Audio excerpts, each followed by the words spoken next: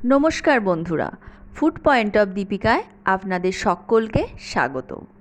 আমার আজকের রেসিপি একটু ভিন্ন স্বাদের মুগেশ্বরী পটল।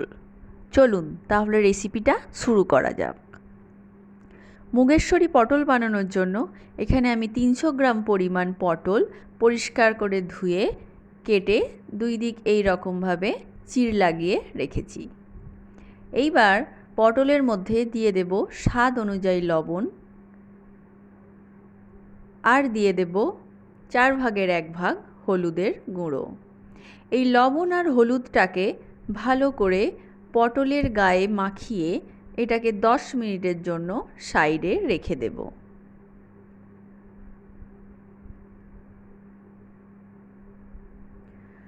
অপরদিকে আমি গ্যাসের ওপর একটা কড়াই বসিয়ে দিয়েছি, আর কড়াইয়ের মধ্যে দিয়ে দিচ্ছি হাফ কাপ পরিমাণ মুগের ডাল। মুগের ডালটাকে প্রথমে শুকনো খোলায় একটু ভেজে নেব।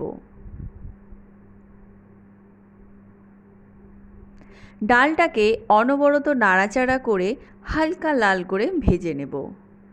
দেখুন ডালের কালারটা একটু চেঞ্জ হয়ে গেছে। এইবার আমি একটা বাটির মধ্যে এটাকে নামিয়ে রেখেছি।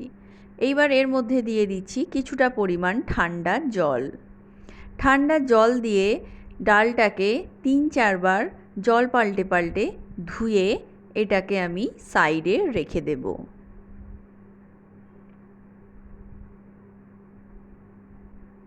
দেখুন ডালটা পরিষ্কার করে ধুয়ে নিয়েছি। এটাকে জল দিয়ে ভেজানোর কোনো প্রয়োজন নেই, এই অবস্থাতেই এটাকে সাইডে রেখে দিচ্ছি। এইবার আবার কড়াইটা গরম হয়ে গেছে, এর মধ্যে দিয়ে দিচ্ছি 4 টেবিল চামচ পরিমাণ সর্ষের তেল।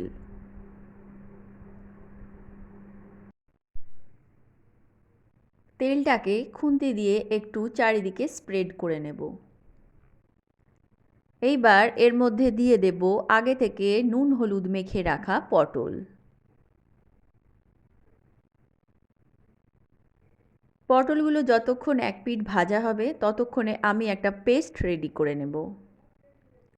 এখানে আমি 2 টেবিল চামচ গোবিন্দভোগ চাল 2 ঘন্টা আগে ভালো করে জল দিয়ে পরিষ্কার করে ভিজিয়ে রেখেছি।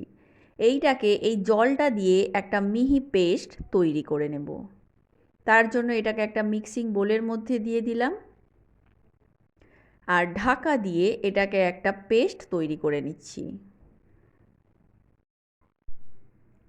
অপর দিকে আমি পটলটাকে একটু দেখে নেব। পটলটা আমার প্রায় ভাজা হয়ে গেছে। এইবার এটাকে আমি কড়াই থেকে উঠিয়ে নিচ্ছি।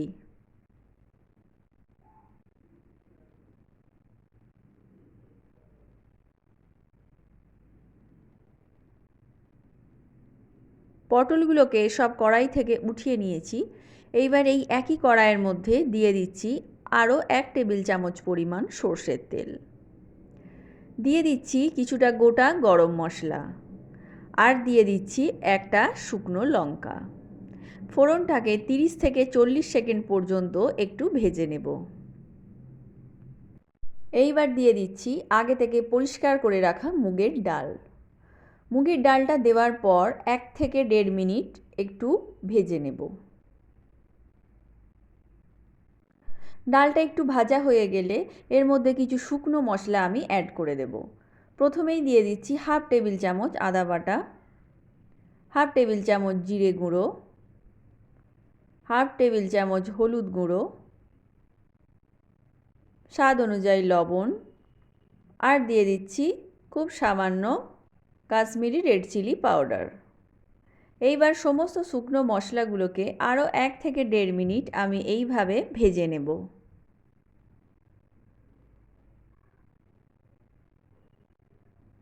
1-1.5 মিনিট পর এর মধ্যে আমি অ্যাড করে দিচ্ছি হাফ কাপ পরিমাণ জল। এটা আমি নর্মাল জল দিয়েছি, আপনারা চাইলে গরম জলও দিতে পারেন। একটু ভালো করে নাড়াচাড়া করে দিয়ে দিচ্ছি আগে থেকে পেস্ট করে রাখা চাল। চালটা দেওয়ার পরেই খুব তাড়াতাড়ি এটাকে নেড়ে দিতে হবে, নইলে কিন্তু এটা তলায় দলা পাকিয়ে বসে যাবে।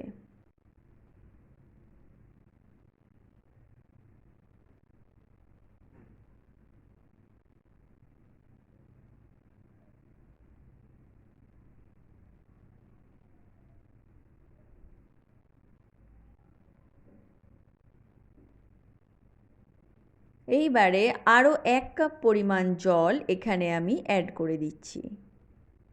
জলটা দেওয়ার পর খুব ভালো করে নাড়াচাড়া করে রাখবেন। আর একটা কথা, আপনারা যারা বেশি ঝাল খেতে পছন্দ করেন তারা অবশ্যই কিন্তু এখানে লঙ্কাটা অ্যাড করে দেবেন। এটা আবার নাড়াচাড়া হয়ে গেছে। এইবার দিয়ে দিচ্ছি আগে থেকে ভেজে রাখা পটল। ডাল আর পটলটাকে আমি একসঙ্গে সেদ্ধ করে নেব। ভালো করে মেশানো হয়ে গেছে। এইবার গ্যাসের ফ্লেমটাকে লোতে রেখে আমি 10 মিনিট এটাকে কুক করে নেব। ফিরে আসছি 10 মিনিট পর। 10 মিনিট পর একটু ভালো করে নাড়াচাড়া করে আমি ডালটাকে একটু চেক করে নেব। ডালটা কিন্তু একদমই ওভার কুক করা যাবে না। ডালটা সেদ্ধ হবে অথচ দানা দানা থাকবে, তবেই কিন্তু রেসিপিটা দেখতে এবং খেতে দুটোই ভালো লাগবে। ডালটা একটু চেক করে নেব।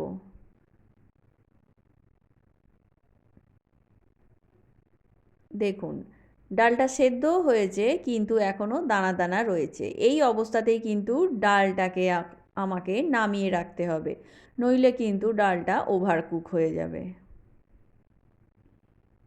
এইবার এর মধ্যে অ্যাড করে দিচ্ছি 1 টেবিল চামচ পরিমাণ চিনি। চিনিটা দিলে এর টেস্ট দ্বিগুণ হয়ে যাবে। দিয়ে দিচ্ছি 2টো কাঁচা লঙ্কা আর দিয়ে দেব 1 টেবিল চামচ পরিমাণ ঘি। এই ঘি আর চিনিটা অবশ্যই করে শেষে দেওয়ার চেষ্টা করবেন। এবার ঘি আর চিনিটাকে খুব ভালো করে মিশিয়ে এটাকে স্ট্যান্ডিং টাইমে 10 মিনিট রেখে দেব। তারপর এটাকে পরিবেশন করে দেখাচ্ছি। তো বন্ধুরা, কেমন লাগলো রেসিপিটা? ভালো লাগলে লাইক, শেয়ার ও কমেন্ট করতে ভুলবেন না। আর আমার চ্যানেলে নতুন হয়ে থাকলে চ্যানেলটা সাবস্ক্রাইব করার অনুরোধ রইল। তো আজকের মতো এই পর্যন্তই। আবার দেখা হবে অন্য কোনো রেসিপি নিয়ে। ততক্ষণের জন্য নমস্কার।